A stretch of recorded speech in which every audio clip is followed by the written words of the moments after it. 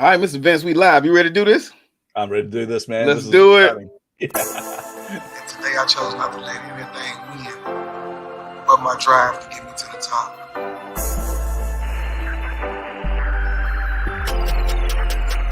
Frank Lee made the beat.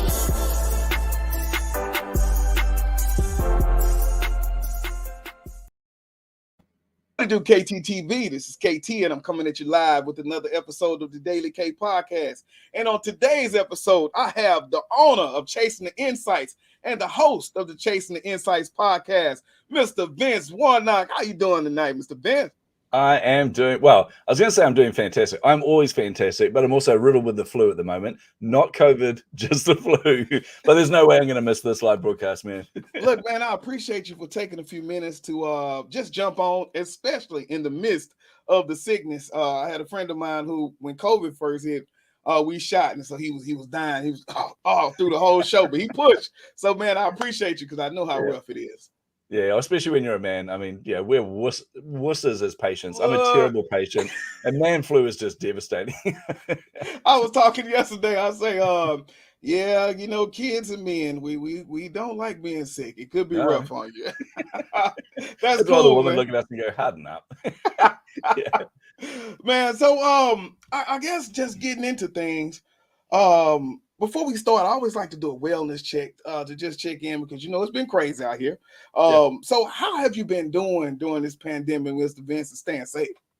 Oh my goodness. Other than the cold right now, absolutely fantastic. It's been, it's kind of, I'm very cognizant of the fact that the pandemic has hit a lot of people very, very hard. I'm very aware of that. And I'm very aware that, like, even here in New Zealand, the latest stat I heard was 70% of businesses in one of our major cities are closing down, which is phenomenal. And that's a lot of pressure and a lot of horrible stuff.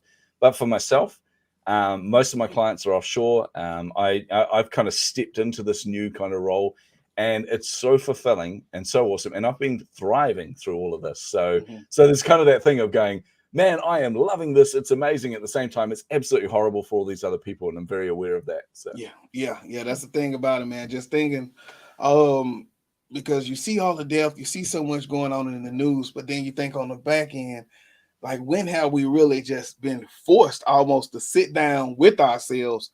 You know, and so it's so many people that like started up businesses or came out on the other side just doing different things because we took time to find ourselves. Yeah, well, I think people have worked out what's important to them as well. And Yeah. and a lot of times there's a lot of people that have that kind of entrepreneurial bug where they're like, I want to build something. I want to build a legacy. I want to build something that's going to impact the world. But also I have a secure job. So why would I leave that? So for them, they're like, you know, it's a pretty much a no-brainer. But what COVID taught everyone and what the pandemic taught everyone was that that job that you thought was secure, that thing that you thought was your safety net and your safety blanket, actually wasn't as safe as you thought, and it wasn't as secure as you thought. And for a lot of people, they were really left out in the cold and forced to kind of go, what's important to me? Is it important to me to slave to somebody else's vision, knowing that as soon as a hard time like this comes, I'm going to be out on my butt, you know? Or can I create my own wealth? Can I create my own legacy and do something that is actually going to leave a mark? So I think it's been a good thing from that perspective. Man, and like you say, just that simply having that courage, you know, for me, I was faced with almost that decision of what do I want to do? Do I want to stay in education? Do I want to kind of go out on my own? And for me, it was just the simple love of the kids, right? That got me there. So I think in my business, woof, man, you like that job. You do get that security, but you also it's that love. But so many people were afraid to take that leap for times like the pandemic. But once you do, I think it's very rewarding. Yeah, I do love the fact, though, that so many people have gone, I'm going to leave my 9-to-5 job. I'm going to leave the security of this. I'm going to leave all that, and I'm going to be able to control my own time, my own wealth, my own direction. You're like, no, it doesn't actually quite work that way. You've gone from working 8 to 10 hours a day to now 24 hours a day. You've gone from, you know, having a regular pay to now having ups and downs and everything like that. But honestly, it is so worth it. When you find something you're truly passionate about and something that really fulfills you, and something that you can build yourself, it is so immensely satisfying, even with the lows, you know? Most definitely, man. Very, very satisfying. So like just jumping in tonight, value proposition. So as I learn more about marketing, as I dig into working with people, as I really try to set up and learn these funnels, I'm learning that it's really all about that story. So before we jump into a little bit of that, can you give us some background on your work in marketing? And how did you get into that helping small business owners like section? Oh man. Okay. So once upon a time. No, it does feel like that though. Honestly, I've been doing marketing for I don't actually want to admit how many years, but it's around 30. So I've been doing marketing for a while. And I've been doing it in a number of different capacities. So I work in the corporate sector, then I work in the startup space, and I create my own business. I go back to the corporate sector. Usually, by the way, start a company, fail, then go back to corporate, then start a company, succeed, sell that, and then move back to corporate. And I just come off the back of selling my largest startup ever. So that was Common Ledger. That was a 3.5-year journey of extreme anxiety and stress, extreme hard work. But the payoff was incredible. It was a multi-8-figure exit, and leaving that, there was an emotional roller coaster till you saw your bank balance. Then suddenly you're very okay with the whole decision. But I left there and joined the team at Cigna Insurance and became the chief marketing officer there. So that was a 5-year journey that on paper was spectacular. Like the pay's ludicrous. You know, it's a Fortune 100 company, and they look after you. I got to travel the world, speaking on stages everywhere, staying in 5-star hotels, you know, flying business class all over the world. That was kind of fun. I do miss that. And I was getting the results. I took the online sales from nothing to, or practically nothing, to about half their revenue, which when you're talking a Fortune 100 company and you're talking about doubling their revenue overall, that is significant. And I got the recognition for that. I got the recognition internally, but also won a slew of awards, got recognized by Adobe as one of the top 50 marketers in the world, published my first book when I'm there, had the big office with the Mad Men cabinet with all my whiskey in it and everything. On paper, it was all awesome. And I still remember sitting there in my office one day going, I'm miserable. I'm so unhappy here. And then I would feel really guilty and really ashamed of that as well, because most people would kill for that job. And it's a great job. Don't get me wrong. Great company, great job. But it wasn't for me. And I felt really bad about that. So it wasn't until I realized why I was feeling that way. And that was because I was incredibly unfulfilled. And for me, where I feel fulfilled is helping people. It's helping small businesses. It's helping entrepreneurs. I've got such a soft spot for entrepreneurship that I needed to be at the front of that. And I certainly wasn't getting that through Cigna. So I made the easiest hard decision in my life. The goal was, by the way, to leave there and just become a full-time author. That was a really dumb decision. That lasted about a week when I realized having ADHD and writing one book all the time will drive you mental. So one book became many. It became launching my podcast, and then helping small businesses, like doing coaching work and visibility work for them, really came about by mistake. Because while I'm writing these books, hoping to impact all these people, the pandemic hit the world. And all of a sudden, the entrepreneurs that I was interviewing for my books, the people that I was talking with, the people I was networking with, they all hit the wall. And they were like, man, we can't help you. Like, we've got no money coming in the door right now. We're in lockdowns all around the world. We have no money coming in the door. We've got all the same overheads. We don't even know if we're going to exist in 2 months' time. And that was heartbreaking, genuinely heartbreaking to hear. I still remember turning around to my wife, and she looked at me and went, you can't let this go, can you? I went, nah. She goes, you're going to have to help out, aren't you? Yeah. So she goes, go for it. So I just came alongside them and asked them if they wanted some help. And making, like, fortunately, every single one said yes, which was great. But helping them all to become profitable and helping them all to deeply connect with their customers and understand their value, their proposition in market, understand what makes them so different, was so satisfying. Seeing these companies that thought they were going to shut down suddenly being profitable again was such a rush for me. So then I kind of realized, oh, now I'm this thing called a coach. Now I'm this thing called, a marketing and visibility coach. And yeah, like I said, accidental, but incredibly, incredibly fulfilling. Nice. And so thinking about that Fortune 100, I know you were into the marketing beforehand, which is what got you in the door. What did you take away from that company now that you were able to kind of use going forward as you coach new business owners? Look, a lot of it's so Cigna's quite different, and the role that I had at Cigna was quite different. And that in most Fortune 100 companies, everything is kind of prescribed. Like, there's a certain way you do things. But one of the reasons they did want me in that role, one of the reasons they hired me, was because of the work I did in the startup space, and because I would think different. And some of the approaches I brought to them were introducing experimentation. So actually going, instead of looking for the next big silver bullet, and this is what we're all guilty of as entrepreneurs, we go, oh, if I set up an online course like Amy Porterfield, I'm going to be rich. Or if I set up a quiz like Ryan Levesque, I'm going to be rich. Or if I create the one funnel away, then I'm going to be rich. But the reality is, no, you're not. It's not one thing. It's a progression of multiple little things. And if you focus on that, experimenting, constantly learning, adapting, then you'll get to a point where you suddenly realize you've come a long way and you're now very prosperous. So that was kind of what I brought to them. I brought a different way of thinking. And so for me, that's continued on into how I help businesses now. I love looking at new technology, how that serves us rather than how we serve it. I love looking at thought leadership and looking at how do we stand out in a market that is incredibly crowded. And when you talk insurance, man, that is a crowded market that's heavily regulated. So you need to think different. I say, man. So tonight, like I say, value proposition. Yeah. For those that don't know about this, because it's not a lot of people that know this term, can you please kind of give us your definition of it and put it into context as we have our discussion for tonight? Sure. Yeah. Well, value proposition, if you boil it down to actually what it is, it's what makes you special. Yeah. As simple as that. It's going, okay, I'm Vince. I'm a marketing visibility coach. Why would people want to work with me? What makes me stand out from every other marketing coach that's out there, every other visibility coach that's out there? So that is my value proposition. And the way that we mostly understand it is and you'll see this every time you go to a networking event, you go, what do you do? Well, I help women aged 45 to 55 who are blah, blah, blah to do X by Y, you know? Yeah. And it's that value statement that they make, you know, I help X do Y by doing Z. But really what it is it's a way to articulate the individual value. And there's so many different ways you can bring that to life over and above that statement. And just thinking about that, so moving from what it is to how important is this value proposition in helping us get leads that convert into sales? I'd say it goes even more than generating leads. So one of the things, and I had this conversation with one of my peers.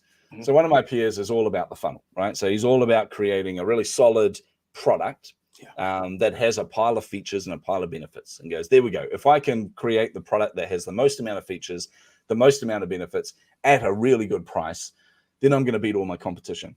And sure, he generates leads and those leads convert. But what happens is he's generating a transaction.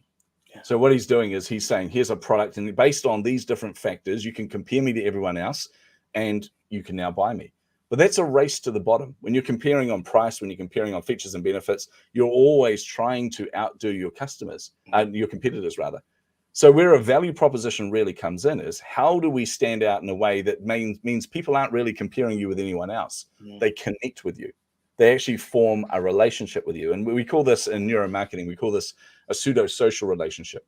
So this is a bond. And you think of that like celebrities, right? So, or musicians, you know, everyone's got their favorite musician or their favorite celebrity, like Chris Pratt, for example. I know that if I meet Chris Pratt in a bar, we're going to sit down and get on really, really well because we have a similar sense of humor.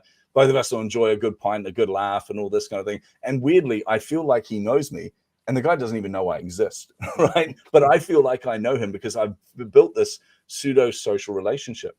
And as entrepreneurs, as business owners, that is the holy grail. If you can create a brand and you can create a proposition that's strong enough that people feel that connection to you, even though you've never met them, then they are going to come to you rather than you have to bring them to you.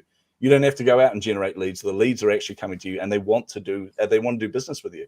Yeah, man. And just getting them that, you know, it's always just little keywords that kind of put you into the mind frame.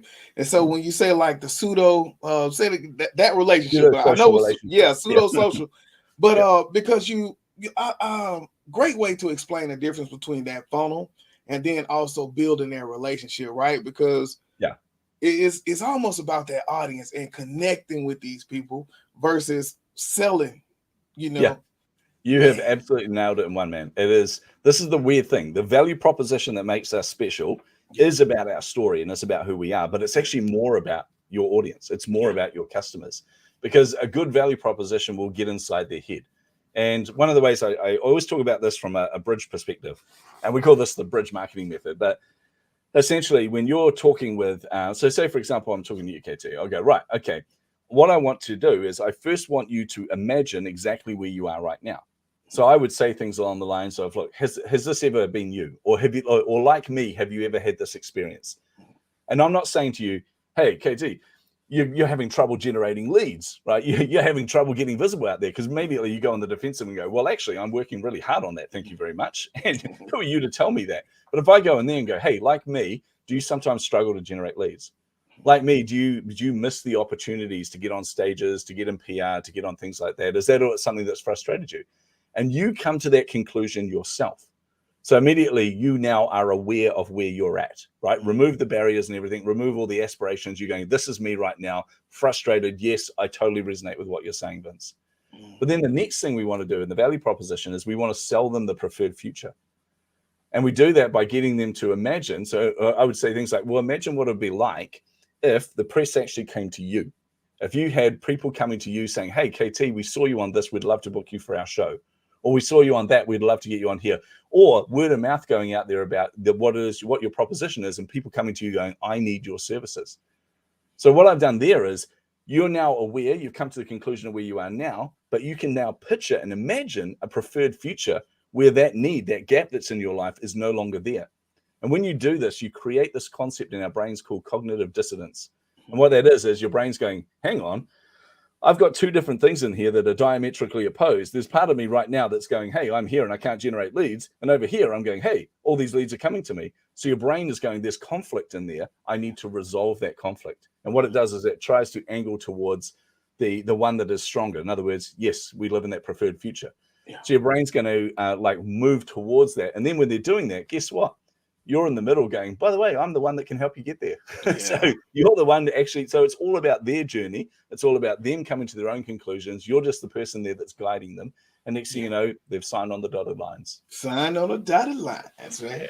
Yeah. So now, with this proposition and just now getting into the technicalities of it, where is the first place that I start, like that exercises? Because to get there, it's a total mind shift, right? Because at the end of the day, we thinking sell.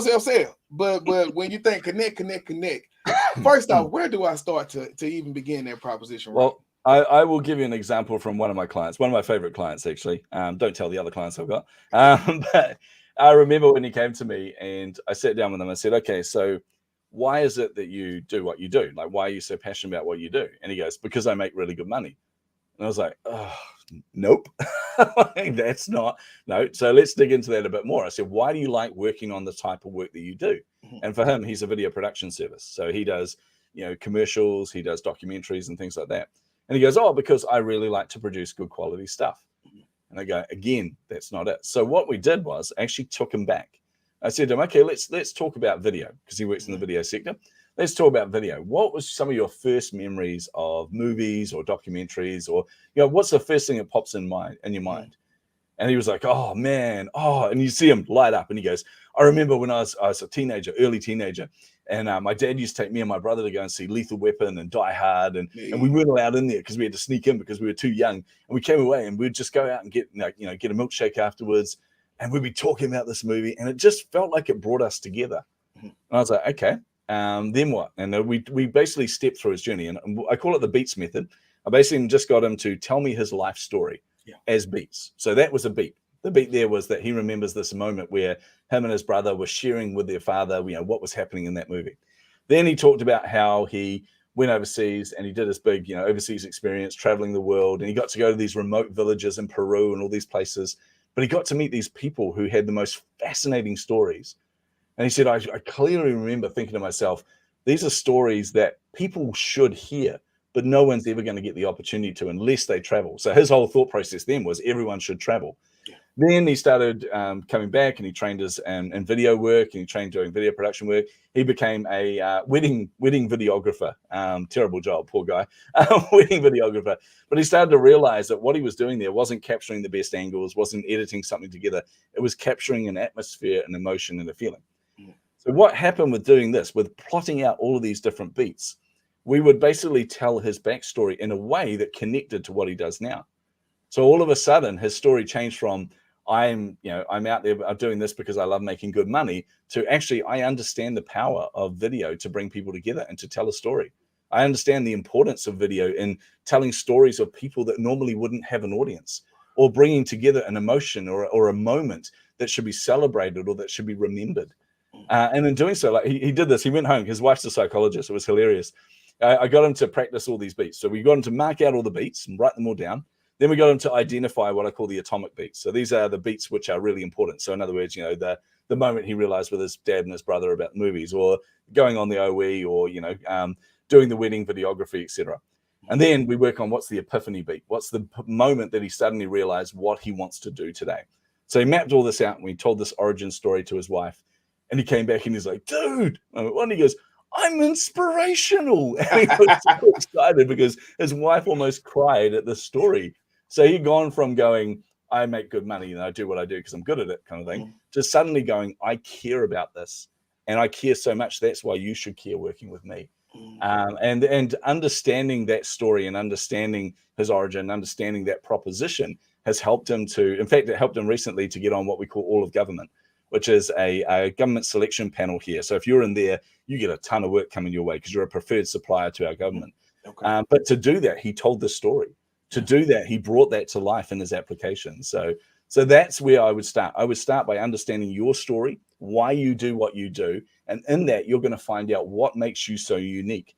Because despite the fact, and this is the weird thing we have to understand as entrepreneurs, despite the fact that, say you're a videographer, there are many, many other people out there that do exactly what you do, but they are not you. You are the sum total of your experiences, your personality, your learnings, your mistakes, your failures, your scars, the things that have been spoken to you, the things that you've learned from other mentors and coaches, the things that have happened in your personal life. All of these things come together to form who you are now. And there are a whole pile of people out there that will connect with you and that story. And in saying that, there are a whole pile of people out there that won't connect with you and your story, and that's okay as well. So, yeah, so I would start there, man. I'd understand what your story is. That's it, man. And so, wow, just thinking of how awesome that is, just taking different times of that guy's life, and then it's like all putting them together intentionally to serve what he's currently doing. Yeah. And honestly, the funny thing is, though, I will warn you if you are going to do this exercise, and I highly recommend everybody do it. I will warn you. In my academy program, I got all my students to do it, and they go away. And my favorite quote ever is on our Facebook group, where one of them said, "I'm just working through the beats method now, you dick," because it actually stirs up a lot of emotion. And for a lot of people, their journey actually has twists and turns in it, has scars in it, and has pain in it. And you are going to relive those as you go through it. So just make sure you guard yourself and make sure you got people around you can talk to. But it is important. It's important to understand why you do what you do, because that's what's going to keep you going when you hit hard times. When you're suddenly not profitable, or the market turns upside down, or something happens, there's a war in Ukraine, all these kind of random things that are happening around the world. When these things impact you, it's your why that's going to keep you doing what you're doing. And if you understand that because you've gone through this process, it's going to be a lot easier for you. Now, are sales the only way for me to, I guess, gauge the quality of my value proposition? Yes and no. I mean, look, sales is a great indicator of it. It's a short indicator of it. But using the example I talked about before with one of my peers, where they're all about the funnel. They're all about, actually, to be honest, they're all about manipulating people. Him and I don't see eye to eye on many things. It's one of my peers in the industry, and he's all about grab that quick buck as fast as you can, charge them as much as you can up front, then take them up the value ladder and get more and more and more. And I'm like, sure. When you're doing that, you are creating that transaction, which means you can measure that based on sales. But what I'm doing is very different. So I take a different approach to all this. And this annoys the heck out of a lot of my peers. It certainly annoys a couple of my coaches as well. I give away as much as possible for free. I go out there and I teach people how to do PR. I teach people how to become authors. I teach people how to launch podcasts, all these kind of things. And I do most of that for free, because I know that by doing that, when they want to come and work with me, which they inevitably do, then interesting thing happens. It's not about selling to them. I've already got that connection. They already feel like, hey, I can trust Vince. I know that Vince is the type of person that empowers me. I know that Vince is the type of person that's going to inspire me to do this. And every time I connect with him and I do one of his masterclasses, I come away totally energized because, I'm always on caffeine and bouncing around the room when I'm trying to teach them stuff. So it's a different kind of proposition. Yes, I can measure that on sales. And it does do wonders for your sales as well. Because if you do put good things out there and you do free things for people, then the money does tend to follow that anyway. But more than that, what happens is you form a following, essentially. And you form a group of people that it doesn't matter what I put out. I'm putting out 3 NFT series this year. I think I told you about these before, KT, but I can tell you now, all of my current customers are going to buy those NFTs. Even if I don't want them to, they're going to give me no choice. Every time I put a new book out there, they're all buying that book and they're buying multiple copies of it. But not because they're interested in that book, not because that book has a list of benefits and features there, but because they're buying into who I am, and they know and they trust that whatever I put out there is going to impact them because what I've done so far has done that to them. So yeah, that's the best way to measure it, is what are you building community-wise? What are you building loyalty-wise, fan-wise, essentially? Yeah. See, shout out to Ray. She said, understand your why. Yeah, Ray gets it. That's exactly it. That's it, man. And so when I'm looking at this, and thinking about the overall business plan, how do I insert that into the business plan? I mean, look, there's many different ways. I'm not a fan of a traditional business plan at all. Okay. This really irritates a lot of people because I just believe in adapting as you go. But essentially, if you're looking at your business plan, this is your why. This is your vision, essentially. And it comes through in your values and things as well. When you deeply understand who you are, you understand your journey, you will also understand what's important to you and what are your not negotiables. All of those are your values. All of those are the things that must be in your business. So that comes through in your business plan. But also in your messaging, it starts to come through as well. And it comes through in your value statement. So the I help X to do Y by Z. So it comes through in there. But it also will come through in your long form content. It'll come through in your social posts where you talk about your journey. You talk about what you learned along the way. And this is one of the biggest secrets that I'll give you when working on value proposition and putting your content out there. We all need to understand our why. We need to understand our journey. But in that, we also need to be very honest with people and we need to be vulnerable. And this scares a lot of entrepreneurs. But what happens, you've got to understand the neuromarketing aspects of vulnerability. So when you are showing vulnerability, like if you think about it, your brain has 3 kind of core functions that or core areas that control decision-making, for example. You have the reptilian brain, that's the defensive brain, that's the part of you that keeps you safe, essentially, but also reminds you to breathe and walk and all those kind of things. That's the old part of the brain. Then you got the limbic system in the middle, which is the emotional part of your brain, right? And then you have the neocortex, which is the logical part. Most marketers focus on the logical aspect of the brain. They go, what are my features? What are my benefits? What is my pricing? What is my customer persona? All those kind of things. And they focus on that area there. But the interesting thing is that's not where decisions are made. Decisions are made in the limbic system, in the emotional core. They are opted out of by the reptilian brains. That's the part that goes, something doesn't seem right here. I'm out of here. Let's not make that decision. But if that limbic system's okay, the reptilian part of your brain rather is okay, then the neocortex then justifies the decision you've already made in the emotional part of your brain by looking at all the logical reasons. So by showing vulnerability, you take the reptilian brain out of the equation. Because the moment you share vulnerability, there's a neural coupling that happens. So you're telling a story to someone. I'm telling a story to you. I'm showing vulnerability, talking about, oh, and I stuffed up in this area, or I actually find this really difficult personally, but this is how I've got around it. When I do that, your brain is going on the same journey with me. But the defensive part of the brain goes, hey, hang on, this must be a safe space because they're sharing something that could be weakness. So therefore, I'm not needed here. This is a safe space. I'll go and sit in the corner and have a cup of coffee or whiskey or whatever, and I'll leave you guys, the limbic and the neocortex, I'll leave you to get on with the decision-making process there. So showing vulnerability in your journey, in your story, through your copy, all those kind of things it's going to create a deeper connection with your customers. Trust me.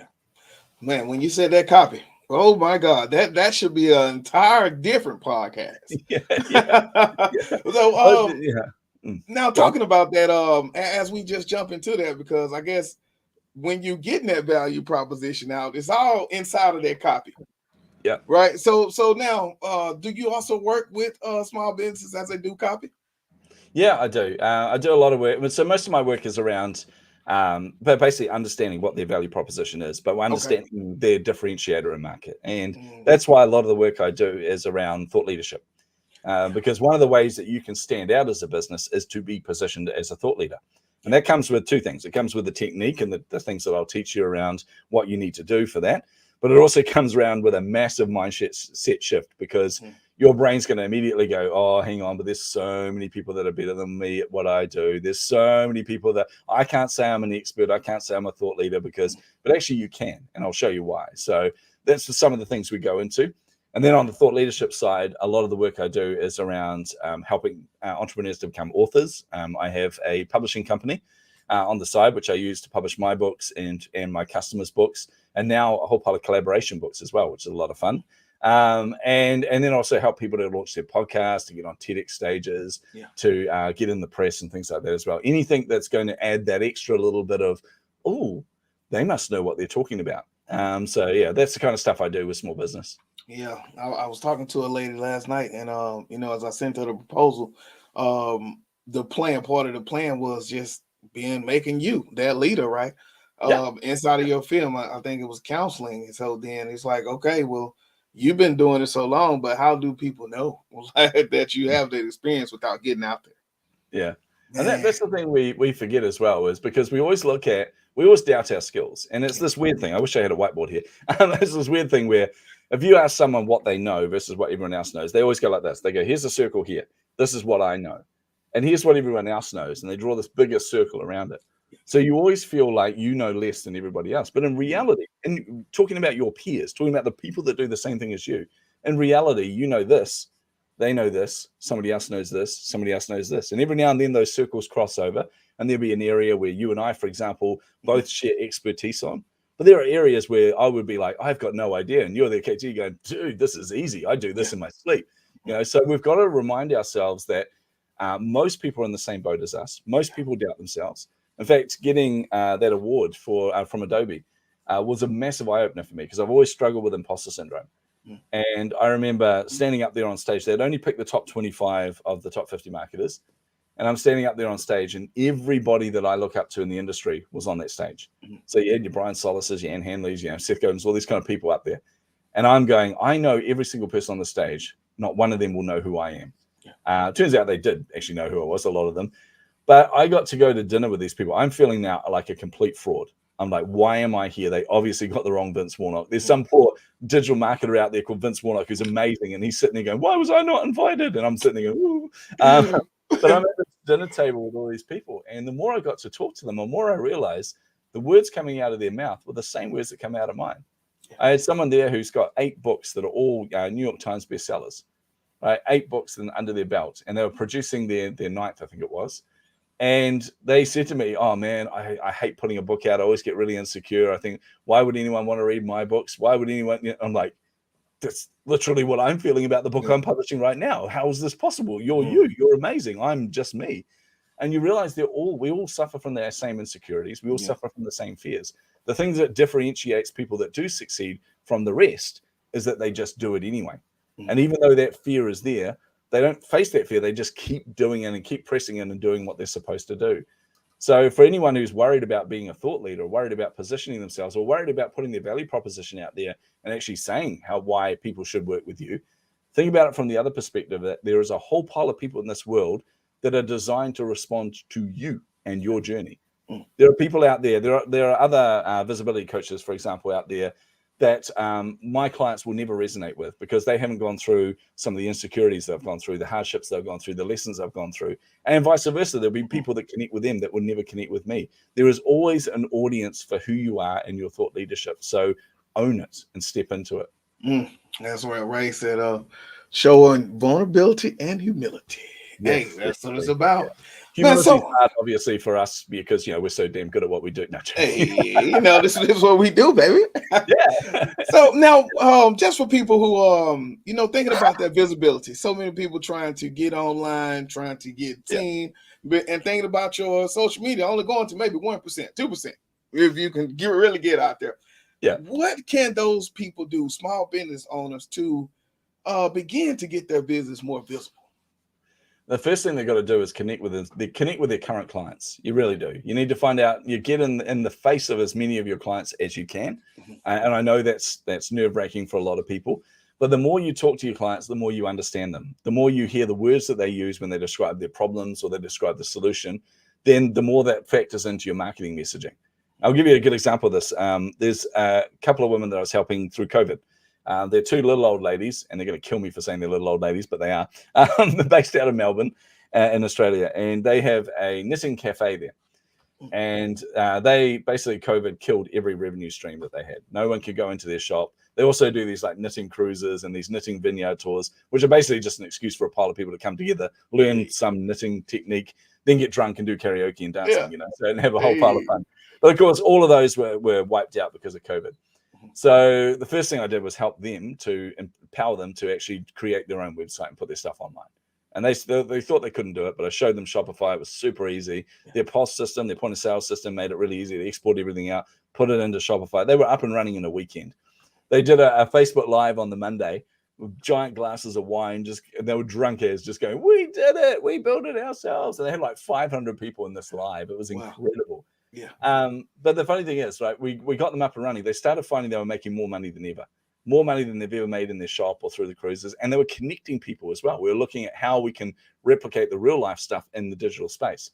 So that was going really well. But I realized there was a problem there, which is they didn't have very good search engine optimization results or SEO results. So I came to them and said, look, okay, here's what we want to do. I said, you're not getting very good search engine results, right? So what I want to do is I want to do a thing called an SEO audit, which is a search engine optimization audit. So we'll go through all of your different content, all of your different keywords, all these kind of things, and we'll put a game plan together to get you higher up the ranking. And I realized both of them were looking at me completely blank. And one of them leans in, she goes, look, dear, we don't care about any of that. We just want to get found on Google. And that's when I realized I've just fallen for the thing that I teach people not to do, which is I had used my own terminology, my own wording, my own everything. But if I got more in front of the customers, I would have realized that's not the words that they use. So I flipped it on its head and I said, well, how about this then? You're not getting found on Google. They went, nah. I said, well, how about I find out why? Yes, please. And then we'll get you found on Google. No brainer. Take my money. Same thing. Yeah. So it's really, really simple. The more you connect with your customers, the more your wording, your messaging will deeply connect with a wider audience. But then you can start to work on your visibility. And that's getting in the press. That is obviously getting on stage as much as possible, getting on podcasts as much as possible. That is becoming an authority. And there are some good ways to do that. One of those is to become an author. And that is actually not as hard as you think. It's actually quite easy. Particularly collaboration books are a really good model to use for that, where you only have to write 3,000 to 5,000 words on a specific topic to position yourself as a thought leader. And then you're positioned alongside all these other experts in the industry as well. So those are some of the ways I would go about just making sure that you really stand out. And just think about it from your customer's perspective. Just think about when they're looking at you, what are they looking for? They're looking for someone who's gone further than they have. And that's why becoming an author, getting a podcast, getting on TEDx stages is really important for those kind of things. Man, and so I know you talked about the podcast creation, like I say, working with the thought leaders. What else do you have inside of the wheelhouse here? Oh man, okay. I'm going to give you some insight into my my goal writing. Okay, so every year I set 25 goals for myself. They range across, personal, family, all these kind of health, all those kind of things as well. But for the business, I was like, right, okay, I'm going to sit down in December. I'm going to plan out 2022. What are the goals I want to achieve? So you set your monetary goals, you set your community goals, all these kind of things. But one of the things I did was I looked back on the year and thought, what was the thing that lit me up the most? And we had so many different milestones throughout the year in 2021. Like I had clients that hit new revenue milestones. I had some people pivot their business completely because they found what they're truly passionate about. I had clients who launched their own podcasts. I've had quite a few that launched their own podcasts, and we're doing really, really well off the back of that as well. But it was the one thing more than anything else that really stood out to me. And it was any time I helped one of my entrepreneurs become an author, and they held that book, and they're on Zoom with me, and they're holding the book in their hand, the giant cheesy grin. They're like, I'm an author. This is fantastic. And I realized that grin's not going away for a week or so. Yeah. So that's when I decided I'm going to double down on that for 2022. So I helped 20 of my clients become authors in 2021. So I set myself a goal of I'm going to help 100 entrepreneurs become an author in 2022. And actually, I'm going to put a stretch goal on that of an additional 100. So 200 people become authors. Yeah. Then I had a minor panic attack and realized, how the hell am I going to do that? And that was a stupid goal, Vince. So that's when I worked on the collaboration book model. So bringing together 10 different entrepreneurs around a specific topic. So at the moment, I launched with 9 books. We've got about 4 left that we're finding authors for at the moment. But yeah, they're a model where basically you pay, I think it's about $1,500, but you get to be an author. In fact, you get to be a best-selling author. And it's one of the things that was really important to me. I sat down with my team and said, okay, let's have a look at what's important to them as an entrepreneur. What's important is that they learn to make money off this. So we're going to put together a roadmap for you, and we're going to teach you how to use that book to make leads and make money, right? Because you're not going to make it off the book sales. Just face that as fact, right? Yeah. In fact, we give all the profits to charity. Yeah. We give it all to a social good campaign. So because you're not going to make much money off that, let's give it to someone that will actually value that.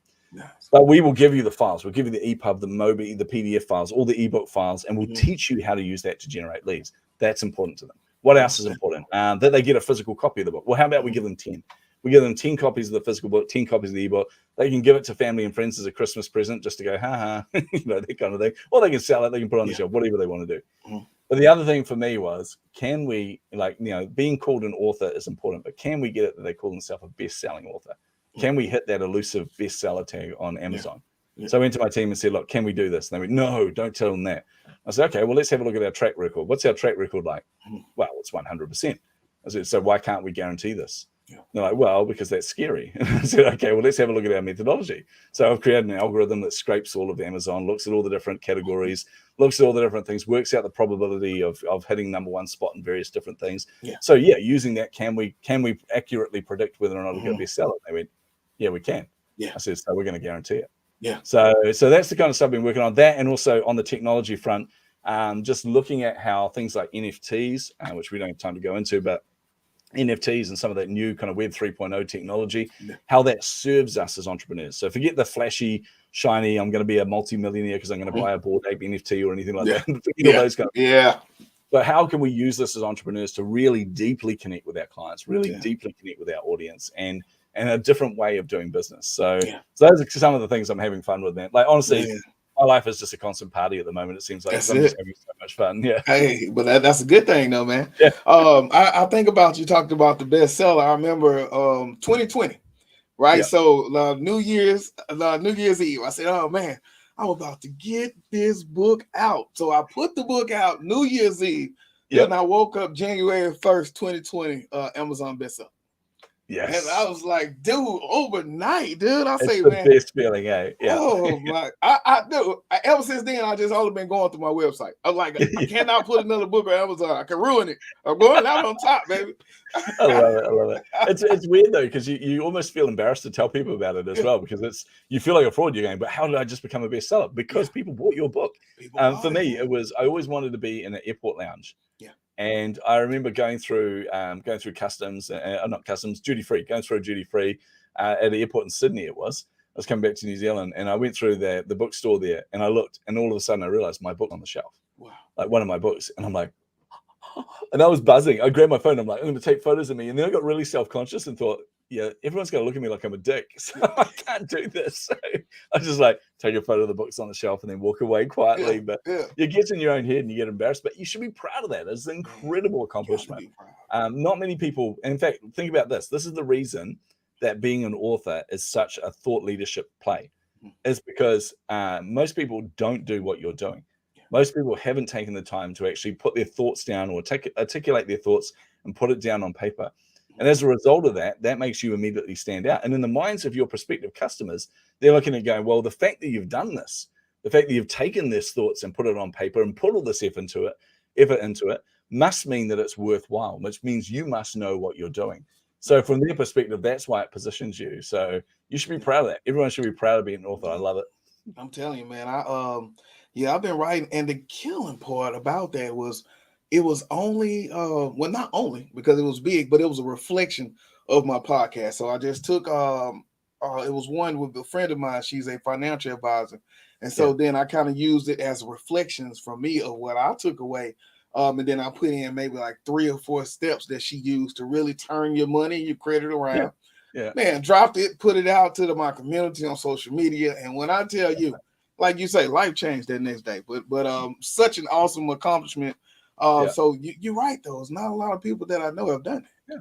Well, it opens up so many doors for you, and you would have seen this, man. I mean, I used to charge anything from $3,000 to $5,000 for a speaking gig, to do a keynote around the world. And the moment I became a published author, that skyrocketed. I was getting paid up to $20,000 at some events. In fact, one event, it was pre-COVID. It's kind of a shame too, because COVID actually shut down the event, which meant they'll miss the opportunity. But they came to me and said, look, we can't afford your fee, but what we can do is we can pay you $5,000 US, and will buy 5,000 copies of your book because we've got a budget to actually give away stuff at the summit itself. And I'm like doing the quick mental math going, that's actually making more money than my fee. And I get to hand sign 5,000 copies, which means I'm going to have a resource hand, but also I'm in front of all these people who are prospective customers. So it was a huge opportunity, but that wouldn't happen if you didn't have a book. You know, if you weren't a best-selling author, you wouldn't have those opportunities. Man. And well, look, man, as we get ready to wrap this thing up tonight, value proposition. Is there any last tidbits that you want to give before we close it out, Mr. One-Eye? The key thing for me is obviously bring your story into it as much as you can. Obviously, with your value statement, you've only got a small amount of time. And there's some really good examples of value statements out there, but they align with who you are. So think about Uber, for example, the smartest way to travel, right? Or to travel around, I think it is, or something. But the fact that they've got the smartest in there, and it aligns with what you want to be perceived as. So if I'm using Uber, I'm going, yeah, smartest. That makes me the smartest because I'm using it, you know. Or Apple, the Apple iPhone, their whole thing was the experience is the product. So what they're saying here is when you buy this, it's an experience. So they're actually selling their values. They're selling their why as part of that as well. So if you can bring that to life in your value proposition, your value statement, through your content marketing, all those kind of things, honestly, that's going to stand out to everybody. Yeah. All right, man. So how do we find you? How do we get more in tune with Chasing Insights and hear the podcast? Well, man, I make it really complicated for it. No, I'm joking. I'll make it really easy. Just go to chasingtheinsights.com. If you go there, that is the home of my podcast. That is the home of my books. You're also going to see 2 links that are really important there. One is book a free strategy call. So if you're stuck with marketing, you're stuck with any aspect of this, or you're not sure of something, you want to run it past someone, just book a time with me. I'm always keen to meet new people. There's no obligation. It is free. I just love to help as many people as I can. But then the other link you're going to see on there is the Become an Author link. And if you're really serious about wanting to become an author, want to become a best-selling author, get in now before those books fill up, because there's only a couple of slots left in each of the titles. So if you book in that there, then we can jump on a call and just see if you're a good fit or not, and we can take it from there. You'll also see links to everywhere on social to connect with me. Please just connect with me. Just connect with me everywhere, unless you're a spammer. Don't connect with me if you're a spammer, but everyone else, I love meeting new people. So just hit me up. That's it, man. Look, I will tell you this. I'm going to book me a call so that we could, I am stuck. So, man, you are always welcome. Yeah. Hey, man, I appreciate it, man. So I think that will do it for us. Awesome information tonight, Mr. Vince. Man, just so much good things for small business owners, entrepreneurs, because the first piece is understanding that why and letting that drive you to go forward in your business. But if you can't really verbalize and really get that out to the customer, I think that really shuts you down. Yeah, definitely. And if you're stuck with that, reach out, have a chat. Yeah. There we go. All right, man. Awesome. That will do it for us. All right, y'all. It was so much fun. Man, look, I appreciate the time, Mr. Vince. Cheers. All right, this is KT for KTTV signing out. 100. This is Darnell with Broadcast Houston. This is Dr. Tamara Beckford. Hey, this is Candace. This is London Underwood. This is Kirsten Bass with Inner City Greens, and you're watching. Y'all are now tuned in to KTTV. KTTV. KTTV. KTTV. Is that right?